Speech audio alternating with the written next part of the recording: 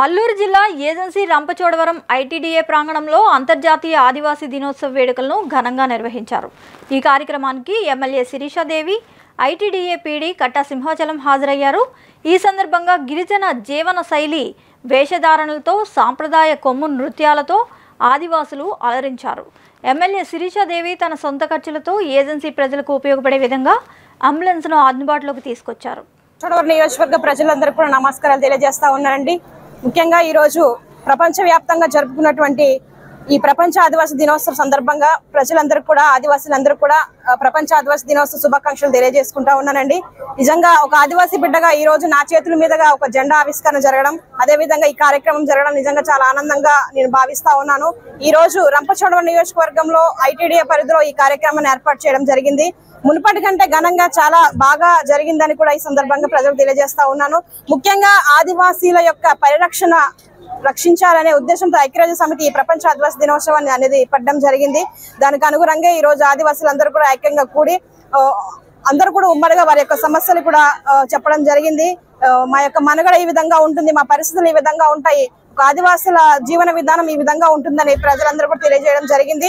ఒక ఆదివాసీ బిడ్డగా ఆ పరిస్థితులన్నీ కూడా నాకు తెలుసు కాబట్టి ఎప్పుడు కూడా నేను ఒక గిరిజన బిడ్డగా ఆదివాసులకు ఎప్పుడు అండదండలుగా ఉంటానని, అదేవిధంగా ఈ యొక్క ప్రజల యొక్క హక్కులను, ఈ గిరిజనుల యొక్క హక్కులను, సంస్కృతి సాంప్రదాయాలను కాపాడే బాధ్యత ప్రజల పైన ఉంది, నా పైన ఉంది, మన ఐటీడీ పైన ఉంది, అదేవిధంగా ప్రభుత్వం పైన కూడా ఉందని మరొకసారి తెలియజేస్తా ఉన్నానండి.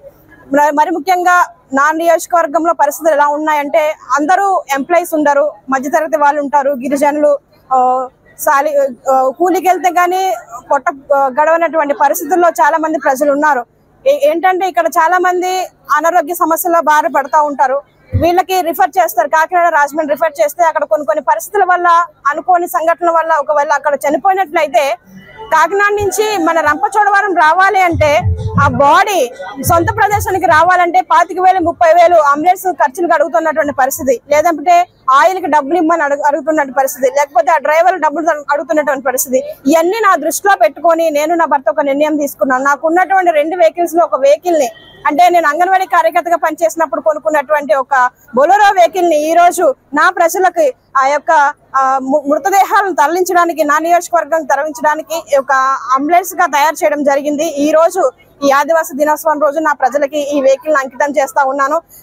ఇది రంపచోడవరంలో ఉన్నటువంటి పార్టీ కార్యాలయం వద్దే ఉంటుంది. దీనికి ఒక డ్రైవర్ ని కూడా నియమించాము, 15,000 జీతం ఇచ్చి అతనికి కూడా ఒక ఉపాధి కల్పించినట్టు అవకాశం ఉంటుందని ఈ యొక్క కార్యక్రమం చేయడం జరిగింది. కాబట్టి ప్రజలందరూ కూడా గమనించండి. 2 ఫోన్ నెంబర్లు ఇచ్చాము. ఇది ఎప్పుడు రంపచోడవరంలో అందుబాటులోనే ఉంటుంది.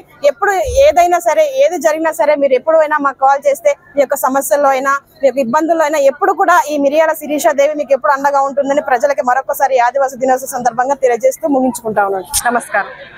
నిరంతర వార్తా శ్రవంతి కొరకు వీక్షిస్తూనే ఉండండి. మీ మా VST news. Please like, share and subscribe.